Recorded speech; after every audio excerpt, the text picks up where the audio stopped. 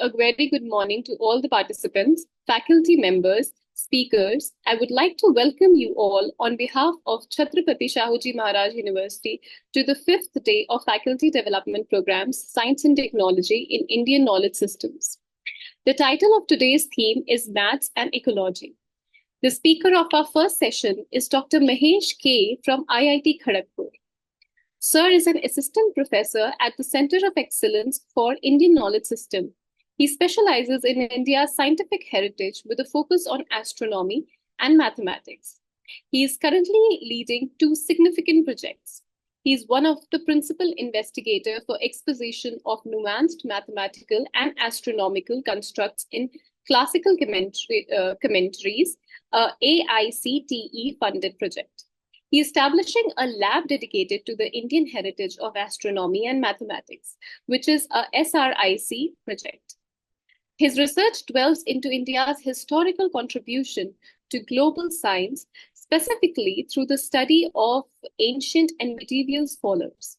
By presenting critical editions, translations, and comprehensive analysis of original Sanskrit texts, Dr. Mahesh aims to highlight India's legacy of scientific innovation and its lasting influence on the world's intellectual traditions. Welcome, sir. We are all looking forward to gain some enlightenment from you today. The topic of sir's speech today is Future of India's Mathematics. He will be talking about Vedic sources of maths, arithmetic, algorithms, and proofs.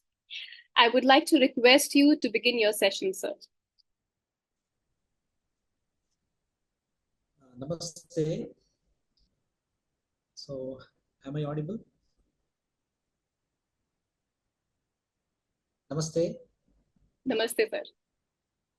Yes, Maheshji, you are audible. Yeah. Yes.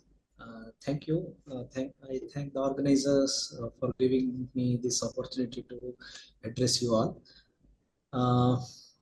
So, as said, so I am going to present some distinctive features of Indian mathematics.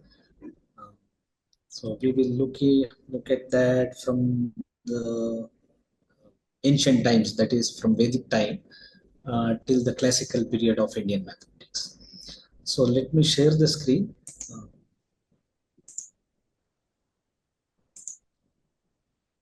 So I hope this is visible to you. Yes, sir. The screen is visible. Yes. Shri Gurubhyo Namaha. Dranga Suktimucham Vyanattu Sagiram Girvana Vandyo Ravi.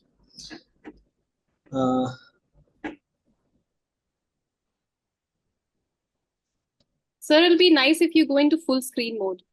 Full screen mode, right? Yeah.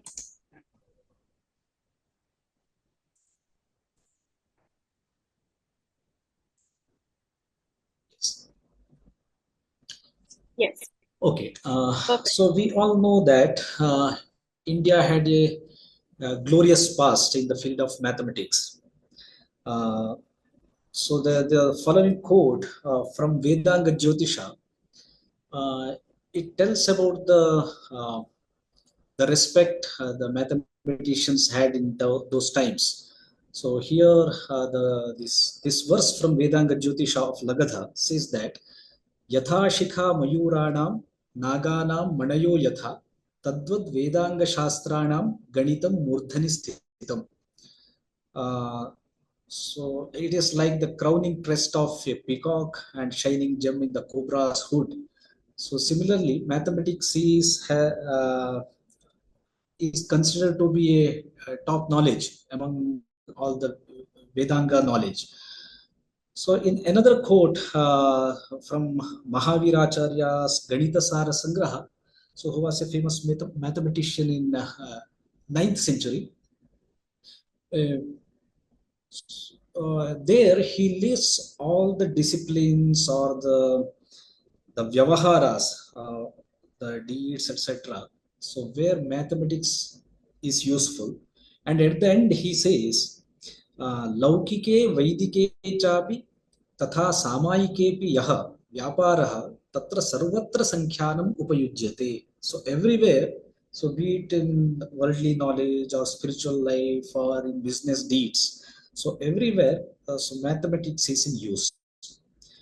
And later he says, Bahubhi vipralapaihi kim trailokye sacharaachare yatkinchit vastu tatsarvam ganitena vina nahi. Take any thing. So nothing exists without mathematics. Ganitena vina nahi. This is how mathematics has been praised uh, since Vedic times and even during medieval period. Still, we have top mathematicians from India. So, looking at the Vedic source, so these are some mantras from Vedas. So, where arithmetic series, geometric series are presented. So, for example, in Taittiriya Samhita, we find this mantra. So, ekasmai swaha, tribhya swaha, and it goes on like this: ekanda vimshati swaha, navimshati swaha. So, if you look at these numbers, so this is nothing but the series of odd numbers. And we see the series of even numbers like Dvabhyam Swaha, Chatubhya Swaha, and then this Chaturubhya Swaha, Ashtabhya Swaha. This is also arithmetic progression. And we find these decimal numbers, Dashabhya Swaha, Vimshati Swaha. So these kinds of series, arithmetic series, we find uh, in Vedic mantras. Uh, and when we look at the Vedanga literature, so we find mathematical knowledge presented in that. So it is said that Vedas prescribe the performance of yajnas. So Vedas tavat yajnartham abhipravrittaha. Uh, so Vedas prescribe that you have to perform yajnas and they have to be performed at a particular time, auspicious time. So for this purpose, the Jyotisha has started. The purpose of Jyotisha is to find the suitable time for the performance of yajnas. So, and also it is in this connection, so where various sacrificial altars, yajna vedika, has to be constructed. So with proper size and shape of bricks. So where problems of geometry and arithmetic and algebra are involved. And we find, so there are different constraints on the arrangement of the bricks, how they have to be assembled, what shape has to be used for different yaga. So all these things are described in Kalpa Sutras. So the Shulba Sutra is part of the Kalpa Sutra. So they were uh, composed around 800 before Common Era. So what does Shulba Sutra mean? Shulba means the root Shulba tells that it is to measure. The meaning of the root is to measure. So later, the word Shulba was used to refer to the ropes which were used to measure the dimensions of bricks, etc. And for drawing circle, different types of shapes of squares, rectangle, etc. What does sutra mean? Sutra is a style of composition, so where brevity is involved. So this is a kind of sacrificial altar, so which is called Shienachiti. Uh, it is in the form of a falcon. So here it is prescribed that the Yajna Vedika should be constructed in 5 layers. This is the second layer. So where 10 types of the various 10 shapes of bricks are used. Uh, Here, each layer should contain 200 bricks and of different shapes. So this is called the head and tail and wings. Shulpa Sutra mentions how many bricks have to be assembled in the portion of head, tail, or wings, or the body. And the the shapes of the bricks are also mentioned. So these are in the second layer. So these 10 shapes are prescribed. So this is one of the examples where falcon, shape of the falcon is mentioned. So as I said, the sutra means it is a style of presentation. So all the Vedanga literature in those times have been constructed in sutra form. So what are the Vedangas? Vedangas are auxiliaries of Vedas. So the study of Vedangas are required in order to understand the meaning of Vedas. What is a sutra? Sutra is stated to be Alpaksharam, Asandigdham, Saravat, Vishwatomukham, Astobham, Anavadyam. These are the characteristics of sutra. So Alpaksharam means it has to be very concise, and Asandigdham, unambiguous, and Saravat, it is full of essence, and Vishwatomukham, it should have universal applicability, and Astobham, non-redundant, and Anavadyam, it should be devoid of any flaw. So this is how the sutra has been defined. Uh, this is the traditional way of defining sutra. And then, so in Shulpa Sutras, Shulpa Sutras are we can say this as the oldest surviving mathematical texts which are available today. So where we find methods to construct various geometrical figures such as square, rectangle, uh,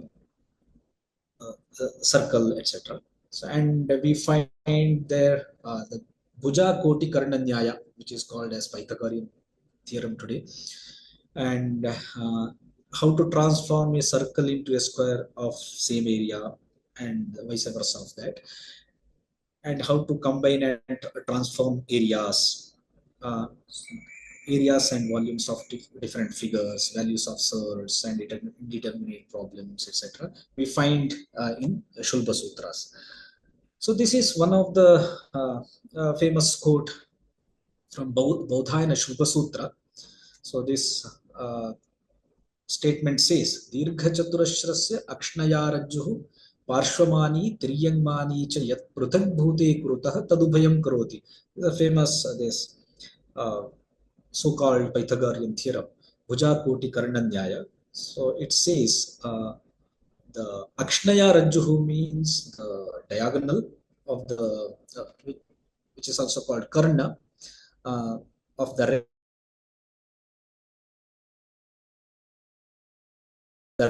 both the areas which its length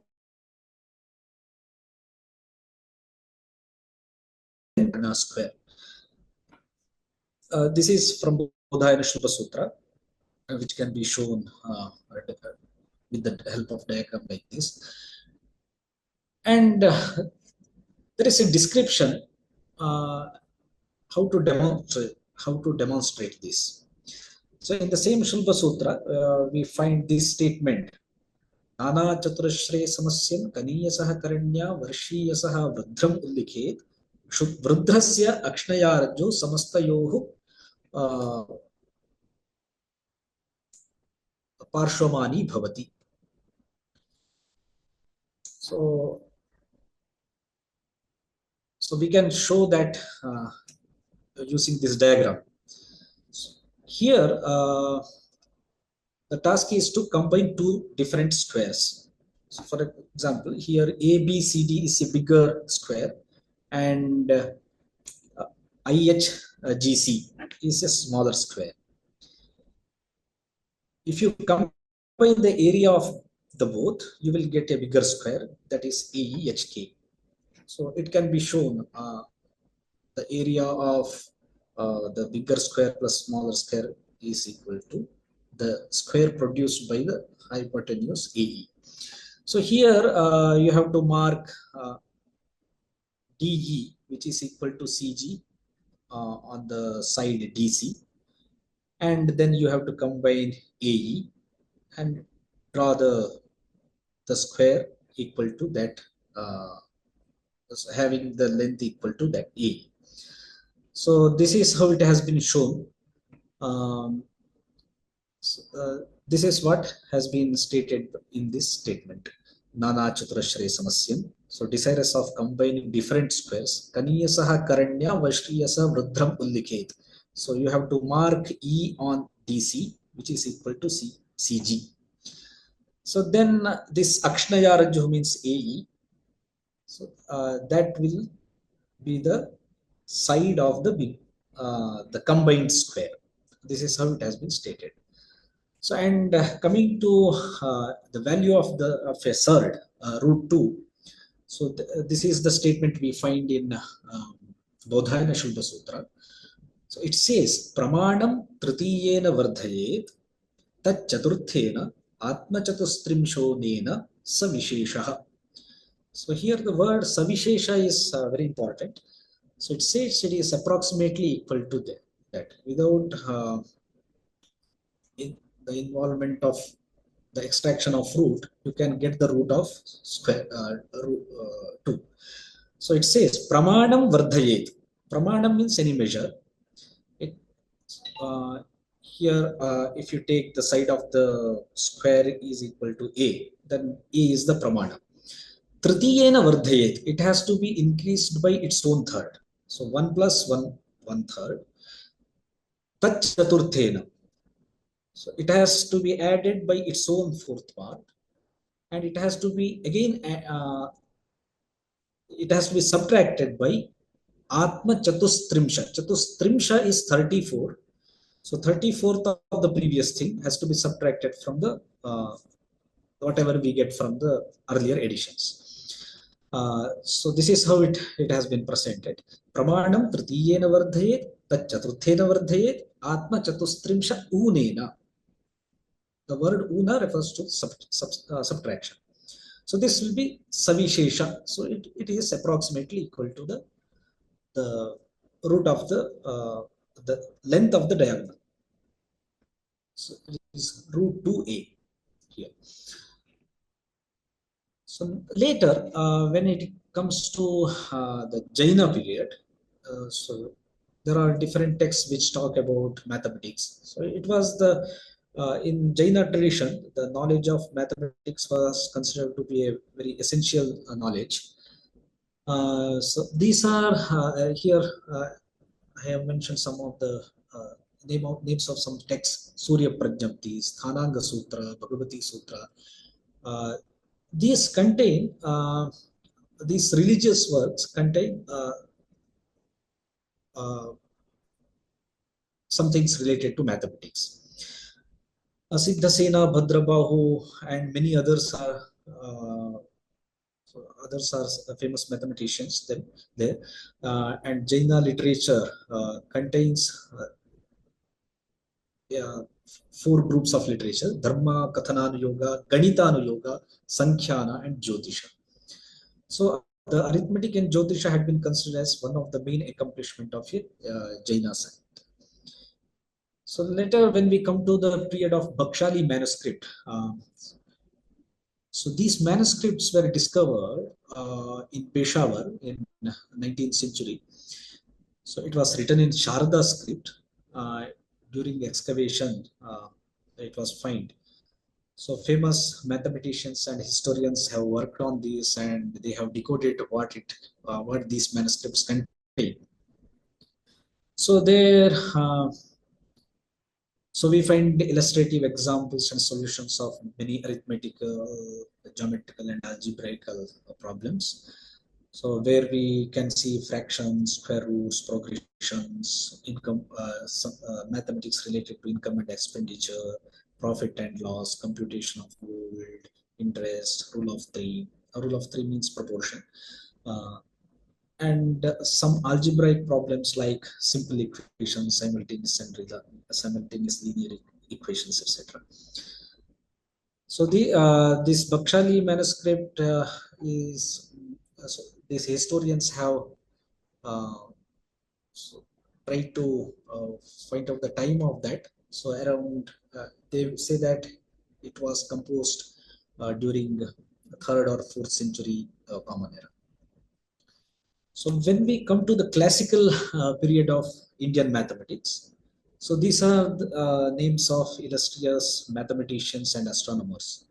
So Aryabhatiam is uh, the earliest available text, which was composed by Aryabhatta in 5th century. So when he was 23 years old, he composed this text. Um, it is a work on astronomy. It contains a chapter on mathematics. And later we had Varahamihira, uh, Brahmagupta, the first Bhaskara, Lalla, Mahavira, Sridhara, Aryabhata, the second Aryabhata, and Shripati, the second Bhaskara, who is known as Bhaskaracharya, who wrote a work on arithmetic, algebra, and planetary computations, uh, which are named as Leelavati, Bijagaditam, and Siddhanta Shiromani. And later, when we come to the medieval period, so Madhava was a very renowned mathematician and astronomer, um, who composed several texts such as Lagna Prakaranam, Vedmaroha, and so on. And so his disciples are like these are famous names: Parameshwara, Narayana Pandita, Nilakantha Somyaji, and this is known as Kerala School of Mathematics and Astronomy. So, which started around 14th century Common Era. So then we have a famous mathematician called Jeshtadeva, Shankaravarma, and so on. So some of these texts have been studied and some are yet to be studied. And Aryabhatta, as I said, he was in 5th century. Uh, so his famous work is Aryabhatiyam. So, this work has a lot of respect among the mathematicians and astronomers, and various texts based on that have been composed later. So it contains four chapters: Geetika, Ganita, Kalakriya, and Gola.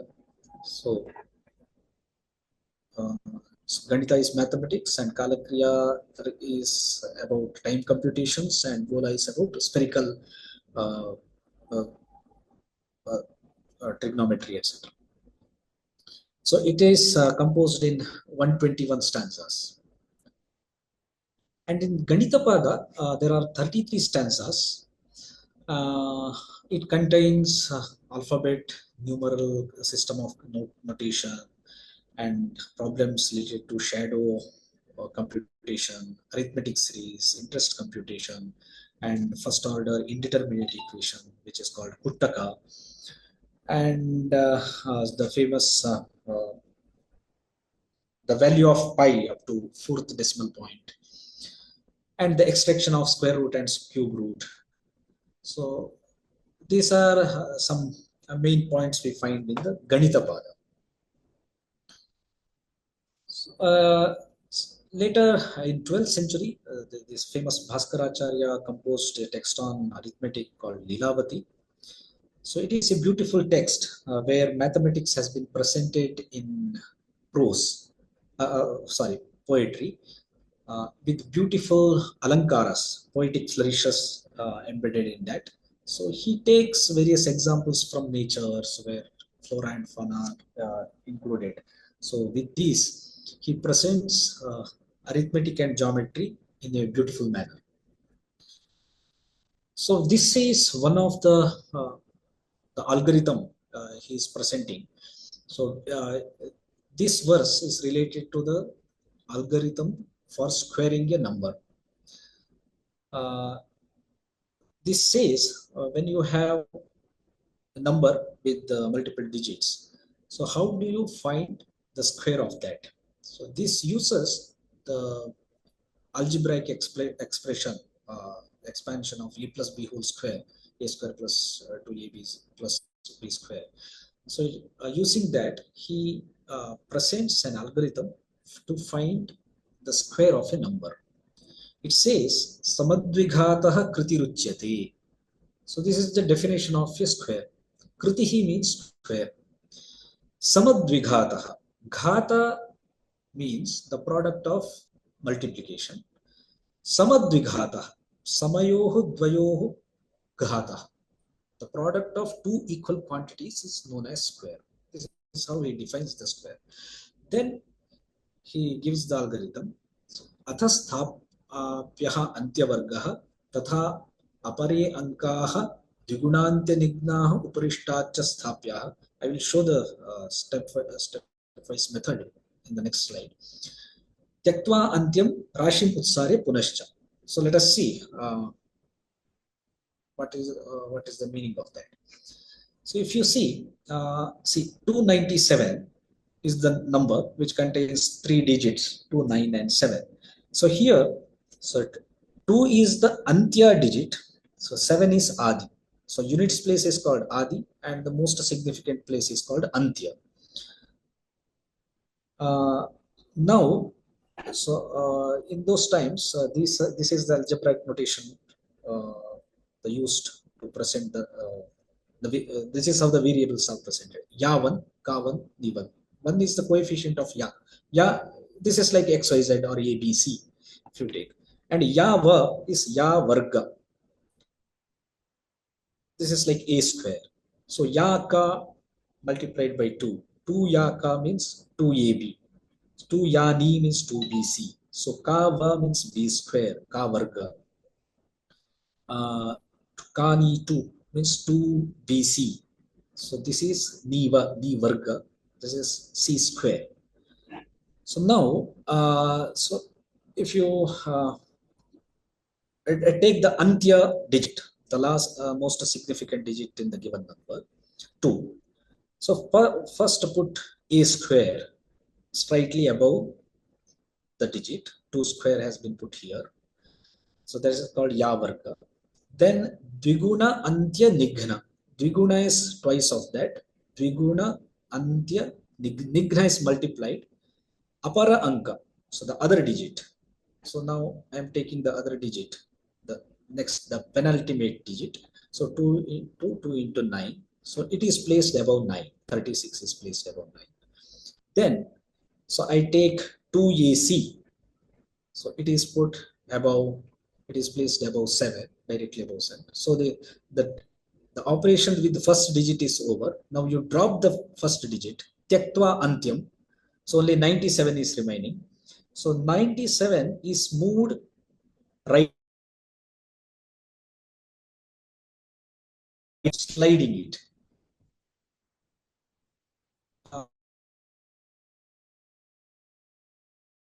And now carry the same operation. So this is the digit we are taking. Put 9 square directly above 9. It is 81.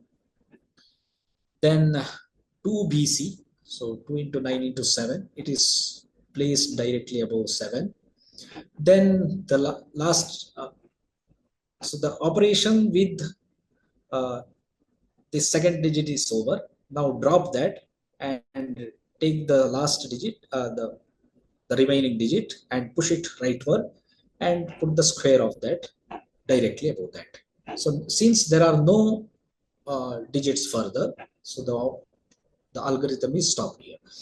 So this is, and then take the sum of that. So this is ABC square. So this is how it has been presented. So now, so a commentary on Leelavati presents how does it work. So it says, I am not going to explain this. This is the explanation. So about so all the digits have to be placed according to their place values. When you, so for example, so Ya Ka Ni is there. So this is A, B, C. C is in units place. This is tens place and hundreds place. That also he says Shatasthane Ya. This is hundreds place. Dashakasthane Ka. Ekasthane Ni. So units place. So when you multiply hundreds the digit on hundreds place multiplied by the another digit on hundreds place, it goes here. So according to place value, he is describing it. So where the product of multiplications have to be placed. This is the same thing has been presented using that algorithm. So this is how it has been. The upapatti has been given. Upapatti means the approach. You are approaching towards the truth, approaching towards the the rule by using some logic. So this is how it has been presented in Ganesha Daivajna's commentary on Leelavati. So this is called Buddhi Vilasini. So there is another commentary on Leelavati by Munishwara. So that also explains. So this is the prose, and if you decode it, it can be represented like in using the modern notation.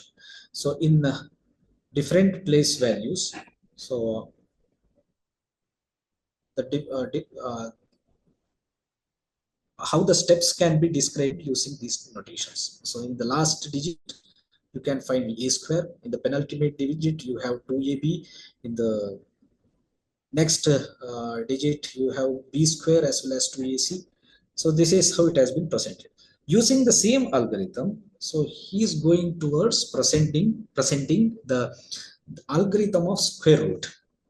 This is the verse from Bhaskaracharya's Leelavati, where he says, Tyaktvantyad vishamat kritim yuganaye moolam sameta dhrite tyaktva labdha kritim tadadya vishaman labdham vinigdham yase pantyam pankti hrite samenya vishamat tyaktva vargam phalam pantyam tadvigunam yase ditimo panktir dalam syat padam.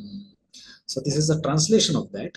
So here the reverse of the squaring of algorithm has been presented. So if you look at this example, so this is a square number, the same example I have taken here. So there, starting from the units place, you have to mark square the digits as squares and non-squares.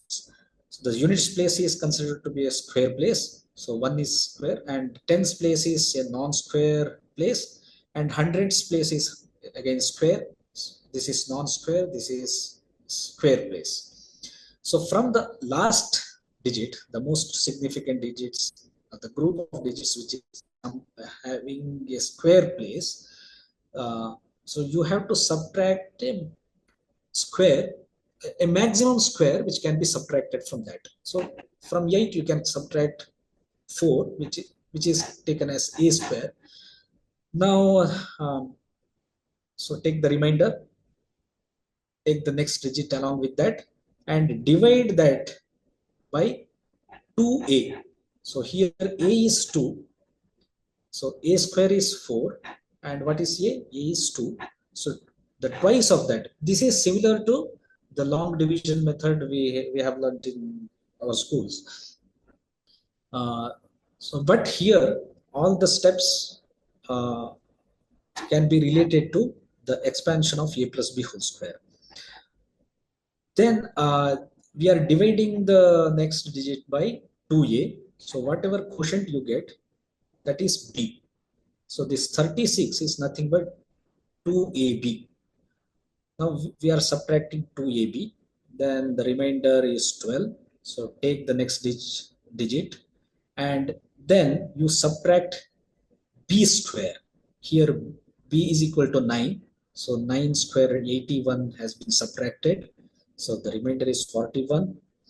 Now, so we could have taken 11 or 10 or so 4 12s are 48 we could have made, but so that will in the next step we cannot subtract the we cannot divide the remainder by 2ab. That is why we are going back and taking the lesser value. So once you work with different examples, so you will understand this. Then we are, so after the first step, so this is the answer line. Pankti means the line which contains the line of the square root.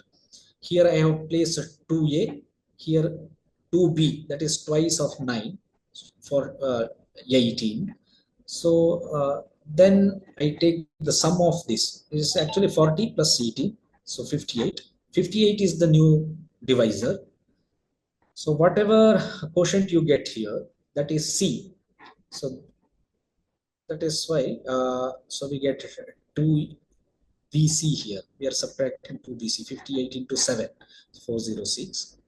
So then along with the remainder, you take the next digit. So we are subtracting C square. So 7 square is 49. So now the operation is over.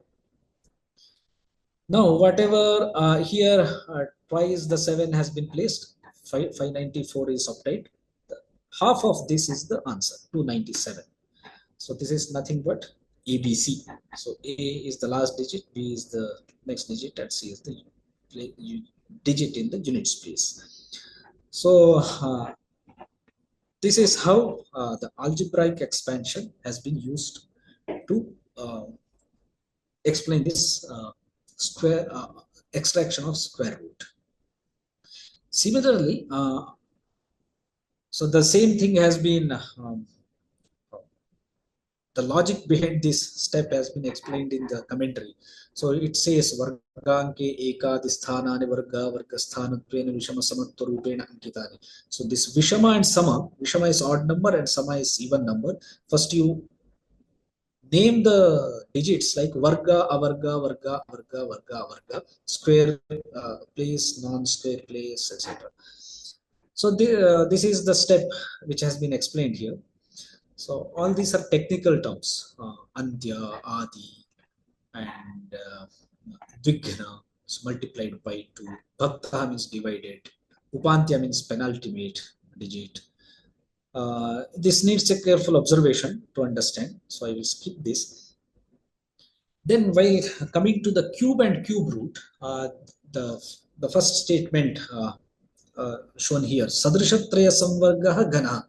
So Aryabhatya defines the Ghana as Sadrishatraya Samvarga, the product of 3 equals. There we have seen Samadvigata, here Samadtrigata. Sadrishatraya Samvarga. Samvarga is a technical term for multiplication. Ghana and Tatha Dwadashashrihi Syat. He gives the geometrical description also. A cube is a solid figure with 12 edges, 12 equal edges. Then he gives the method to extract the cube root. Aghanat bhaje dvitiya trigunena ghanasya moola vargena vargastripurva gunitaha shuddhyaha prathamat ghanascha ghanat. So look at this slide which contains the example. So we have the number 19,683. Here, similar to the previous method, here starting with the units place, we are grouping the digits like cube, non-cube and non-cube. So the units place is cube place and next 2 digits are non-cube, Ghana, Aghana and Aghana. Again, Ghana, Aghana, if there are many more digits to the left, so you can take it as Aghana, Ghana, Aghana, Aghana, like that. So then from the last group, which contains a Ghana place, the cube place, you have to subtract a maximum cube, which can be subtracted. Here, from 19, I am subtracting 8, which is 2 cube. And I place the number 2 in the answer line. Then, so in the expansion of a plus b whole cube, we have next term as 3a square b. So that 3a square b has to be subtracted. In order to do that, I am dividing the next digit, remainder, along with the next digit by 3a square, 3 into 2 square, that is 12. So you get b as the quotient. So this is 3a square b. So when I subtract that, I get the remainder and along with the next digit, I am subtracting 7 cube. No, sorry, 3ab square. That is 3 into twice the 7 square. Then take the next digit along with the remainder. Subtract b cube from that. So 7 cube is subtracted here. So here, so the remainder is 0. There we stop the step is over. So this b has been placed to the right of the previous answer. So 27. 27 is the cube root. So this is how the algebraic expression has helped us in extracting the cube root. This method has been given by Aryabhatta, and later astronomers and mathematicians have so presented it in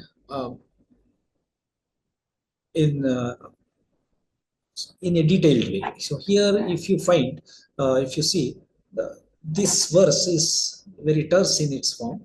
So later, Bhaskara gave a lucid presentation on this.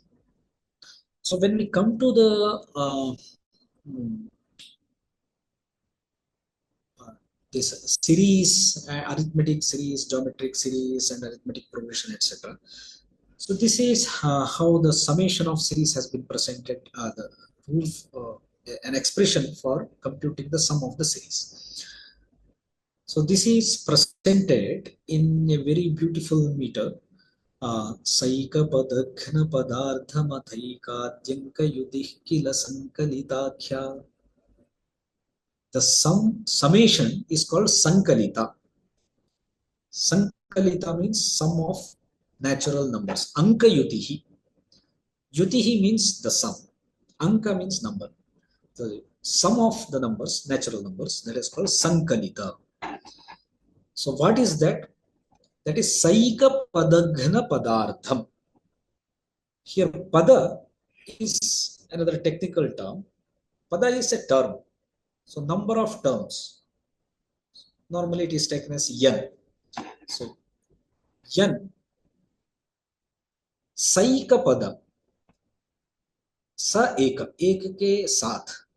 So with 1. So pada plus 1, that is n plus 1.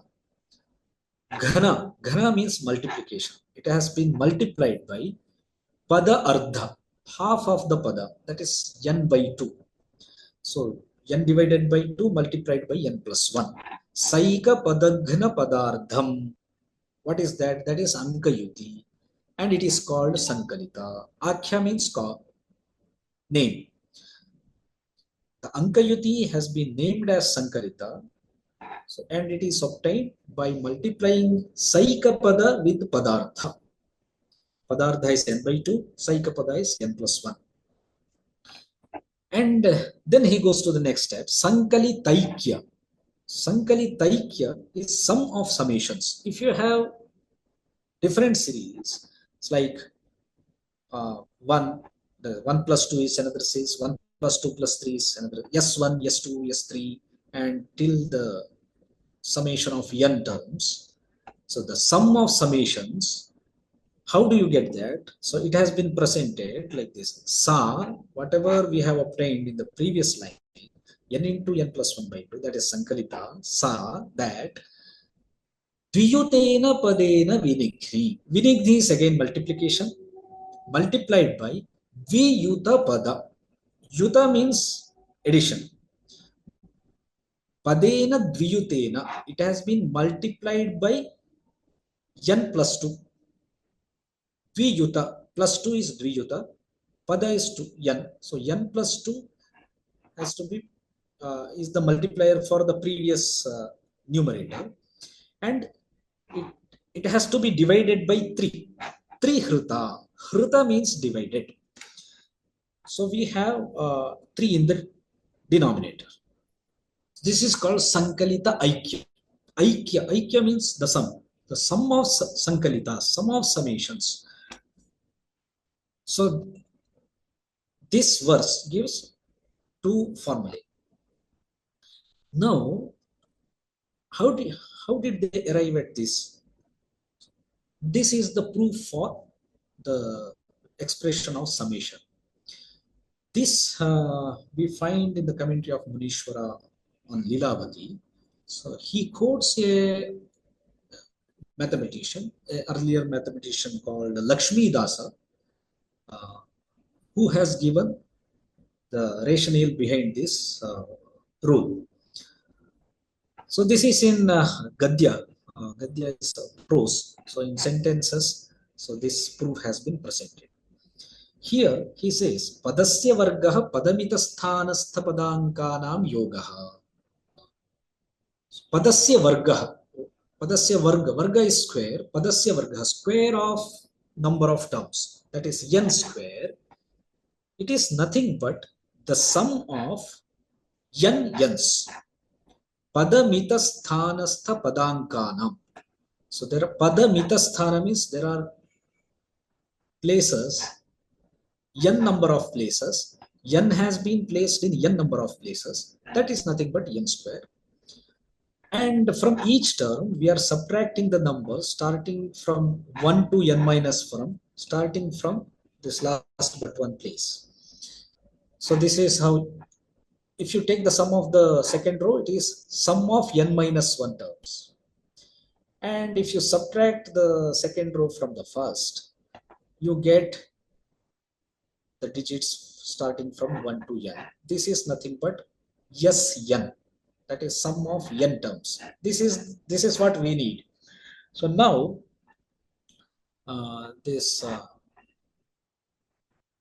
we can rewrite this as Sn, the last row, plus the second row, Sn minus 1, is nothing but the first row, n square. So then add n to the both terms. So then you get twice the series on the left side and n square plus 1 n on the right side, and the right side divided by 2 gives the sum of the natural numbers.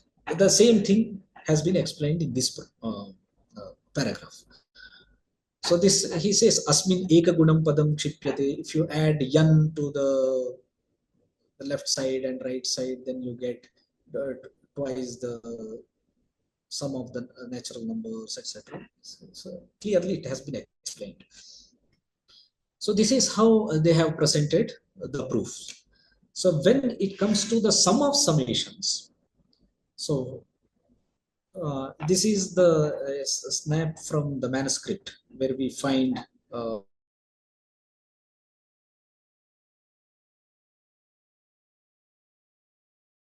term, that is 1.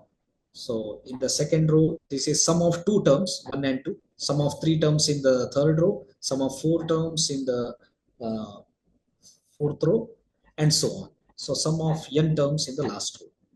Now the commentator says you consider the first column. So all ones are there.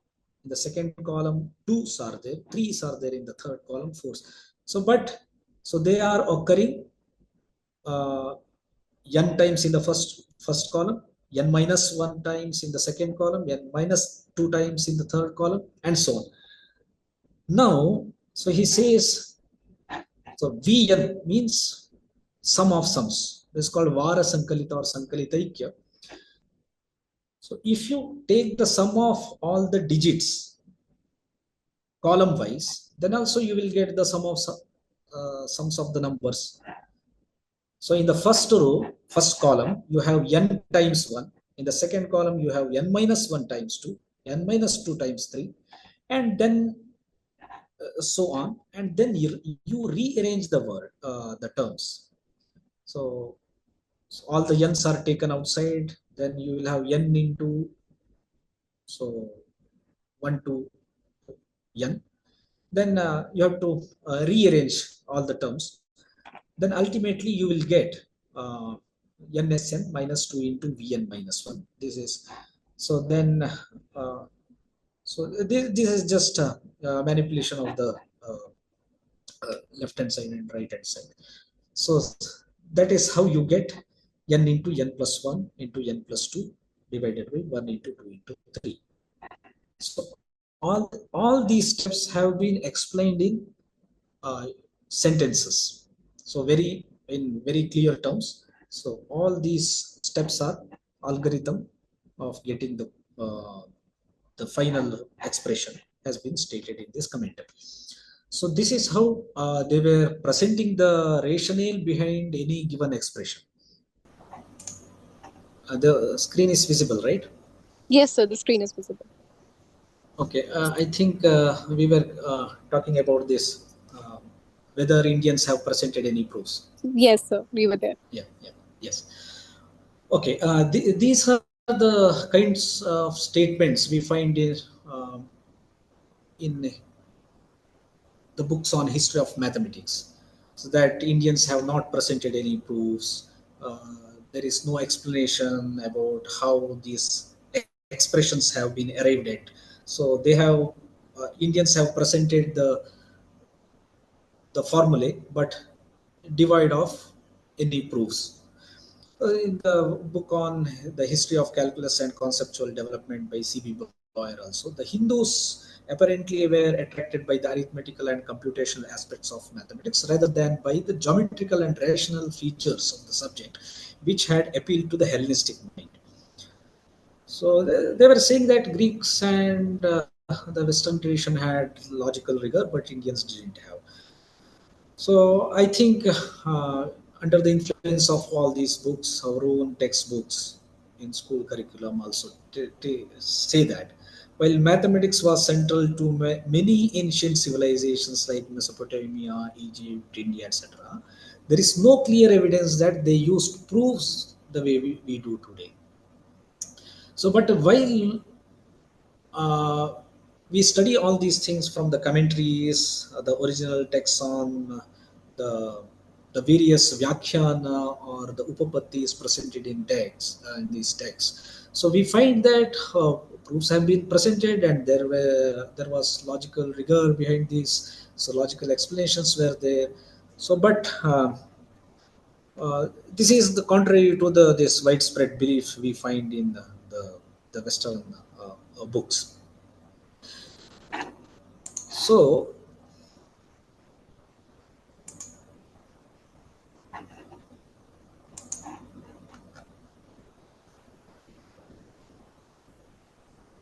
okay. Uh,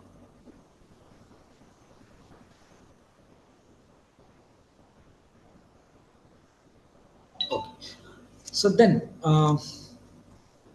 so this is because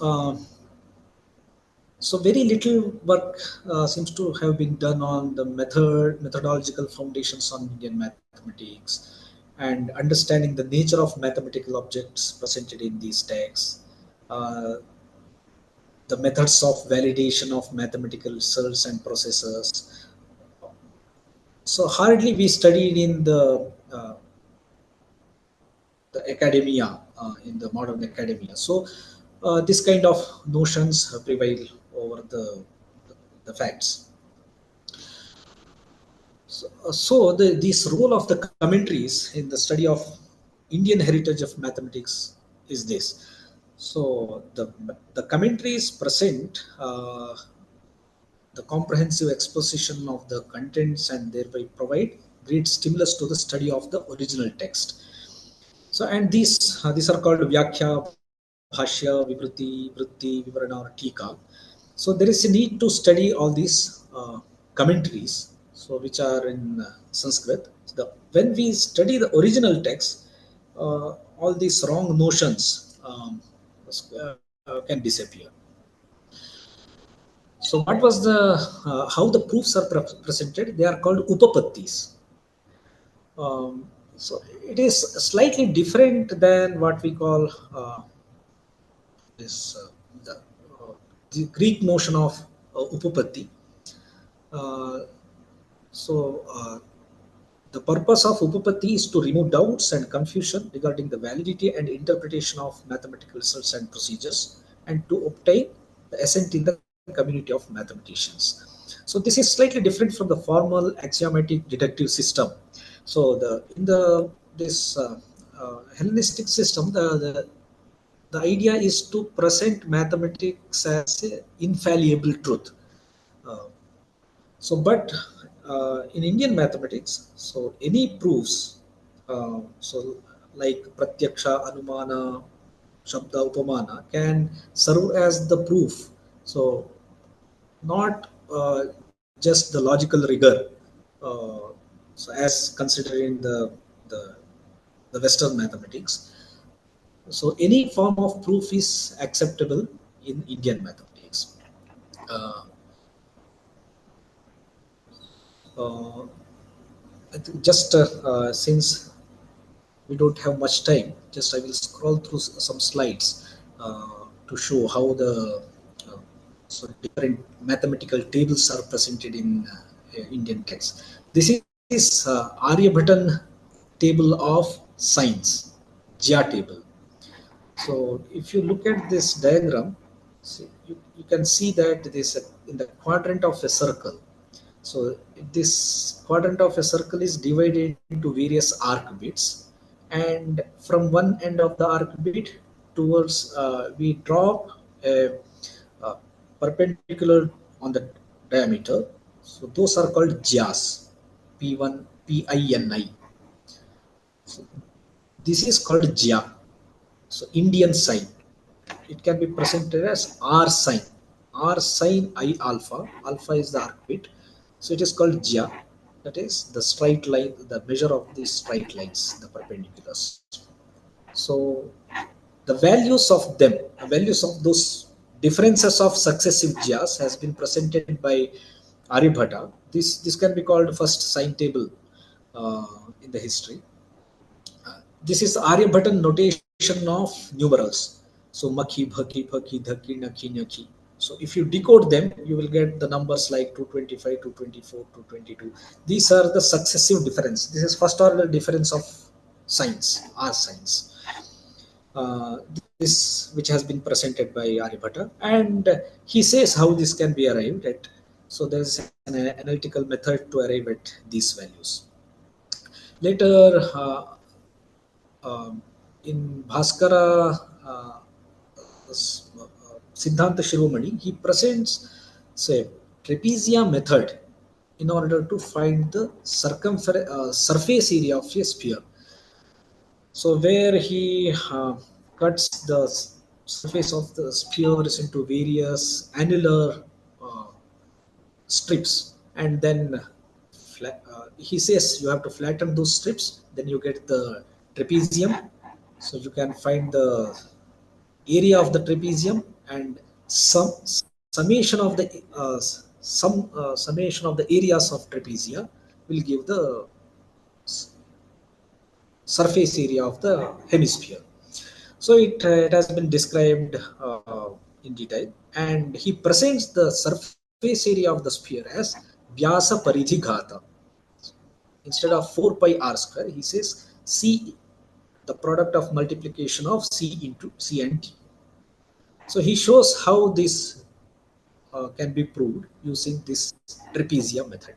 So there is another method using the Jia method. So that is also given by Bhaskara. So these are some proofs and logical explanations for the mathematical expressions we find in the classical texts and commentaries. So, so in conclusion, we can say that so we need to look at original texts of mathematics, which has been presented in prose and poetry. So and which contains various logical explanations like upapattis, and there are novel pedagogical approach adopted by Indian mathematicians. If you look at this, the area of surface area of the sphere, this is a very elegant proof on how to find the surface area. So, uh, these have some pedagogical value which can appeal to the young minds, and they will be able to appreciate these methods. So these visual representations of proofs what we find in Indian commentaries, so uh, have so, so it will have a great impact on mathematics education. So so so with while highlighting this, so with this kind of explanation, I conclude my talk. So thank you for this opportunity.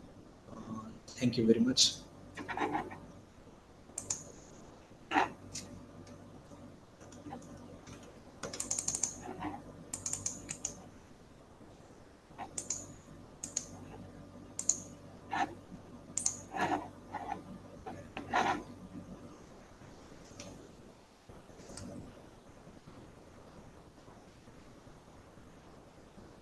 Hello.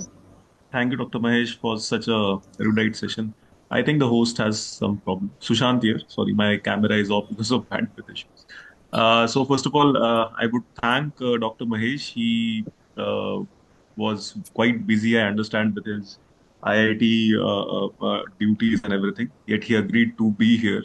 And from Brihad, from CSJMU, and also Dr. Anshu's persistent efforts, we could do this session. So thank you, sir. Thank you for that. Uh, Thank so you so any much, Maheshji and Sushantji, for Maheshji for coming and doing this talk with us, and Sushant for organizing with us. yeah.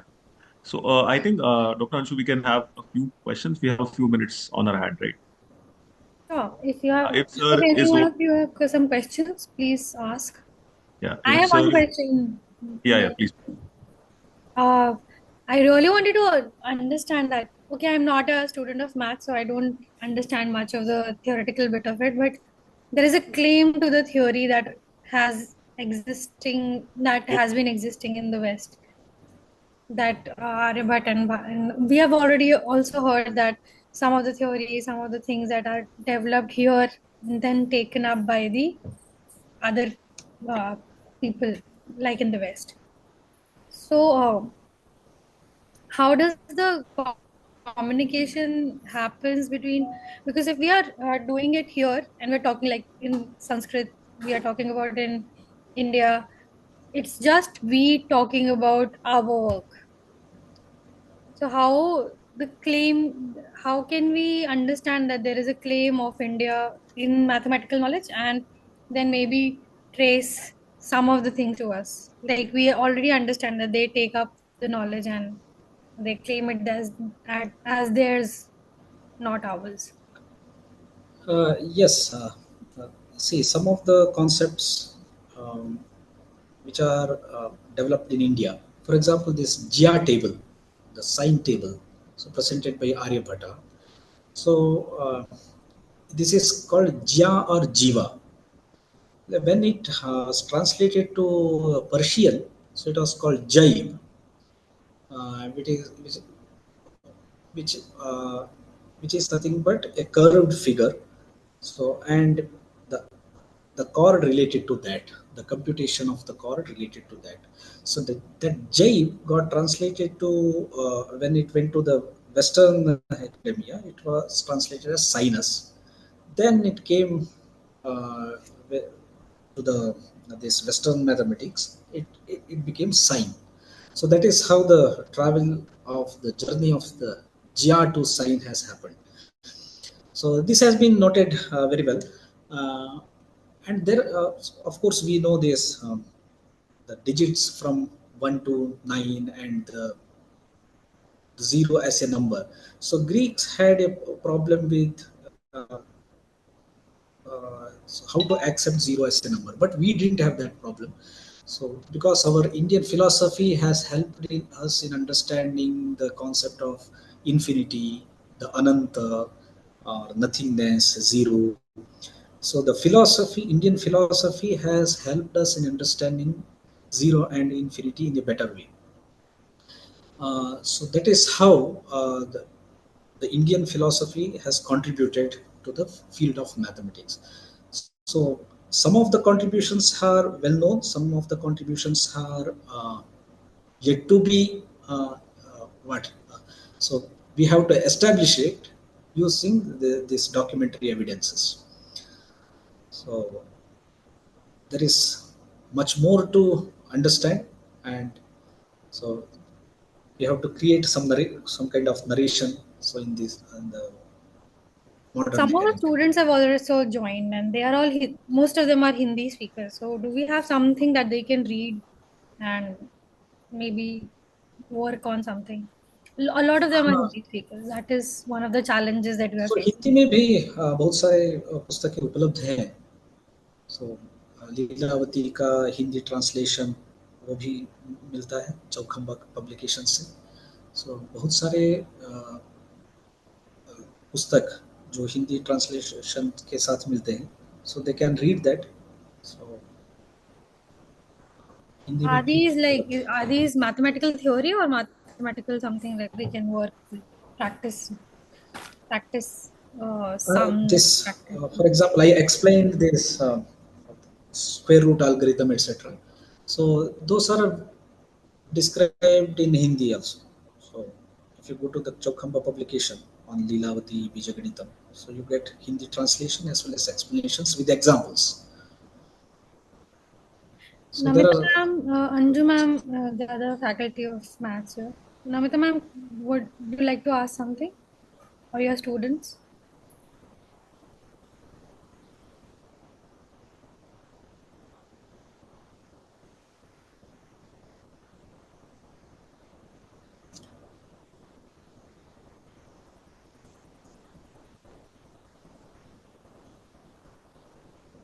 If anyone of you want to ask something, please do. Please go ahead.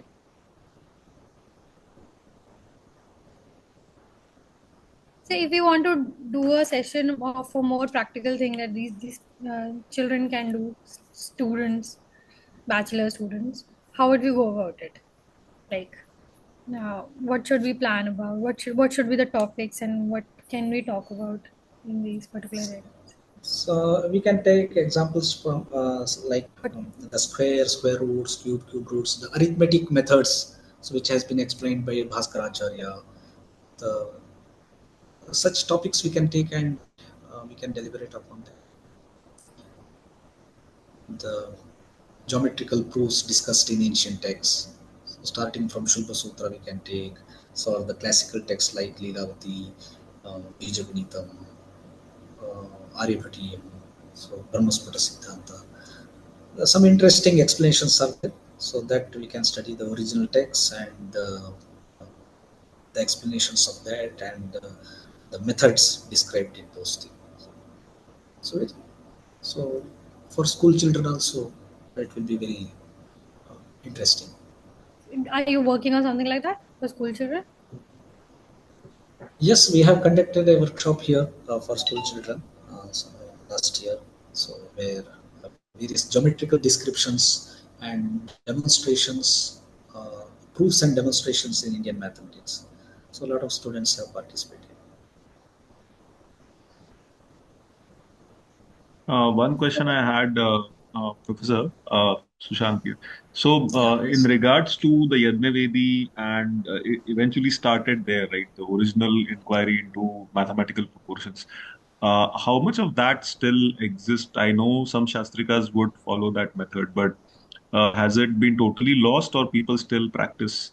And in Pathshalas and Vidyasalas, it's There are some traditional schools where these things are have been studied, and so we find them very rare. But there are some traditional scholars who know all these things. So those who are well versed in these Shulpa Sutras and Kalpa rituals. So we may not find many of them, but in some pockets there are some scholars. and the rationale, I'm trying to understand it from more from a rather some things not need not be understood in a scientific way. There is no compulsion to that. You should also understand. The rationale of constructing a sacrificial altar in a specific shape. You have the Agni chain, or you have the Garuda, and all the. You also talked about the falcon. Why? If you know the idea that why it had to be done in that certain space and shape. It may have some symbolic explanation. So, for example, this Shenachiti is uh, so like a falcon which pounces upon and takes its prey. So similarly, all our problems should be removed, something like Yeah. that. So we Yeah. can Yeah. some analogy we can draw. So and there may be some explanation traditionally which has been given. I don't know much about that. So it is like a poetic way of Yes, expressing yes, all obviously. this. The beauty of it and the mathematics resulting the creation of such, all obviously, I think, propelled the whole movement of mathematics and understanding of numbers. Also, from Kerala School of Mathematics, like you said, the idea of Jai being translated into sign eventually. I think Kerala School of Mathematics also then has contributed to the global world in a very intense way later in the time. Because if you look at the timeline from Aryabhatta to Madhava. So a few examples from that I think would help the audiences to also understand our contribution to the global mathematical school. So Yes, can you give such examples? If a few. yes. In Kerala School of Mathematics, as we discussed, there was a mathematician called Nilakanta Somayaji, Madhava. It started with Madhava. So, who gave infinite expression for infinite series for pi, finding the circumference of a circle from its diameter, c by d. Uh, so 1 minus 1 by 3 plus 1 by 5. So this whatever is called, whichever is called as Gregory Leibniz series today. So so in this Western tradition, it was presented in the 17th century. So during Newton's time.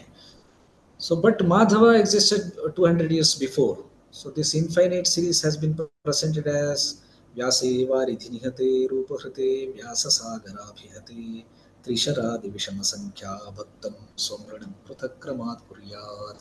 So, this Pruthakramat Kuryat, this alternatively plus and minus thing has to be done. So there's 1 minus 1 by 3 plus 1 by. So here he tells what should be the numerator and the denominator. In the denominator, we have 3 shara, 3, 5, etc.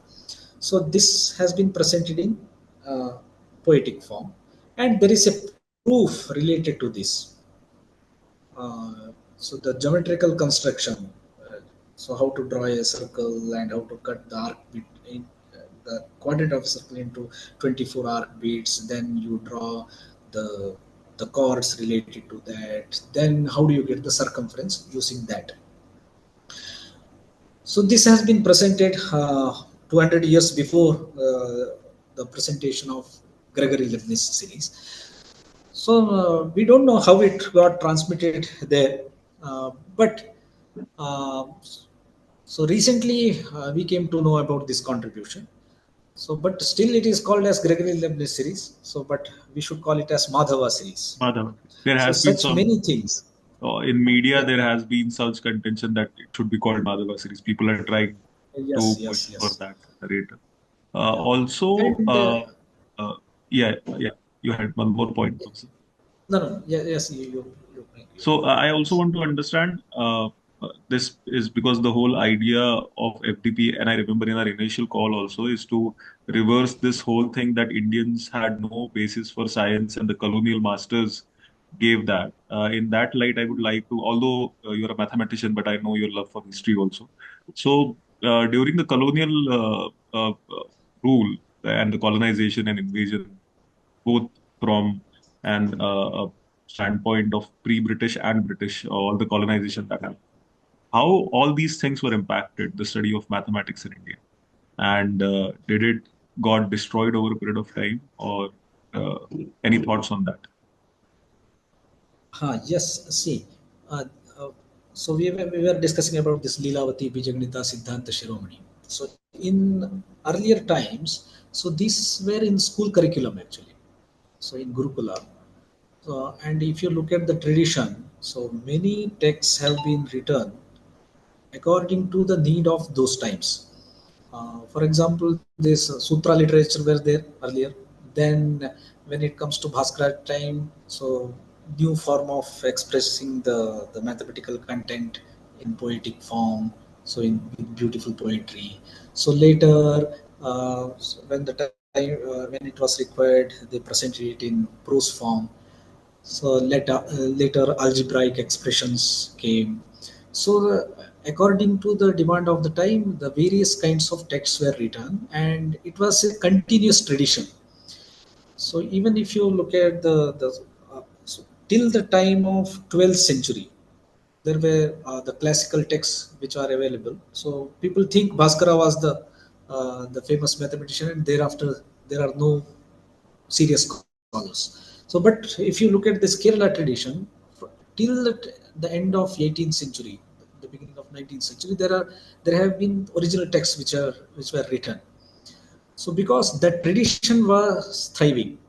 Later, after these invasions and the British rule, so this traditional system of learning was not given importance.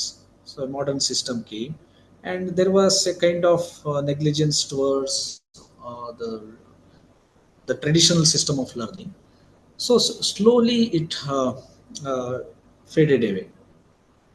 So since the tradition is lost, the study of those texts also not happening. But in some traditional universities, like Sanskrit universities, these original texts are taught. So people study them in the original form. So they know how to interpret that. So when in nowadays, because of this IKS system, etc., we are trying to revive it, but still we are into this translation mode. So we need the translation of everything in English. So that kind of system is still we are following. So we don't know the original intent of the author. So there is a gap between the way it has been presented and the way we are reading it. So that gap is hindering us in understanding the real intent of the author and the real approach, or the philosophy behind the presentation of mathematics. The there is this gap is creating some problem. So so So along with the translation, we should look into the original text, and we should understand the sentence as it is, and that kind of the inclination we should have. Then we will be able to appreciate it in a better way. So that is the only thing we can. Yeah. Yeah. Thank you. Only way There, we can But there is, revive this. Professor, if we are saying that it is only getting taught in Sanskrit universities, then it is a subject of language, No, isn't see, it? in Sanskrit universities, we have departments for Jyotisha or department of Vyakarana. So various disciplines have various departments. So in Jyotisha department, you can find, if you go to the Siddhanta Jyotisha department, so it talks about the mathematical astronomy, the the texts on mathematics like Leelavati, Bijaganita, Surya Siddhanta, Siddhanta Shiromani. So the original text they read, so it is in the syllabus. So and they during the scholarly debate, which is called Vakyartha Sabha, so they take the original verses and debate. So the, they the scholars memorize the whole text. They are in the they know it by heart. So this kind of talk is also beneficial for the students of Jyotirvigyan and all. Yes, yes, yes. there is one more question in the chat. I think Yes, Bhaiya sir. dropped the hand. Yes, I had put on a question. I wanted to know about the amount of the sir's thought about the research done in the area of ancient sciences in context of mathematics. Yes, there are serious historians of this mathematical knowledge. So uh, for example, Professor K.S. Shukla from Lucknow University. So recently we celebrated the birth centenary of this great scholar. He was a serious historian, prominent historian of mathematics. So actually, because of his effort, so many such texts on like Aryabhatiya, Vateshwara Siddhanta, etc., have been published with the English translation. So, for example, this Aryabhatiyam is available with English translation, so which was published in 1976 by Indian National Science Academy. It is because of the great work of Professor K. Shukla. So without his translation or without his explanation, we would not have understood uh, to the extent we do today. So, and there are he has critically edited a full text called Vateshwara Siddhanta. So, a text on astronomy by Vateshwara. So, uh, he has critically edited that and published, and he has worked on and there was a scholar called Vibhuti Bhushan Tatta who wrote on Hindu mathematics. So that is the authentic work we still depend on. Uh, so such many historians have worked on, but still it has to come to the current academia. That is the Yes, task we that's have what I today. wanted So to we know. What uh, are your thoughts about the research done in the recent times? Are there researches yes. going on Yes, yes. in recent Now, times? nowadays, through the such centers like in IIT Bombay, IIT Kharagpur, so we are trying to publish some articles. We are trying to create some curriculum, so based on these texts, so which will be appreciated by modern readers, and which can be incorporated in current curriculum. So we are trying for that. So some works have been published and still we are working on that. So some PhD scholars are working on these things. Thank you so much, sir. Thank you so much, sir, for your valuable time and your energy. And we are highly enlightened with your session and hoping to connect with you more in the future. Thank you. Thank you. Thank Thank you. you so much, Thank you sir. so much. We'll try to welcome you in the campus very soon. I hope you Yeah. accept our invitation and come here so that we can interact you on a one-to-one basis. Thank you. Yes, definitely. Thank you so Yes. much. Thanks, Mahesh ji. धन्यवादः. धन्यवाद. Dhanyawad, Namaste. sir. Yes. I would like to inform all the participants that the next session will begin at 2 p.m. today. Thank you. Thank you. Thank you.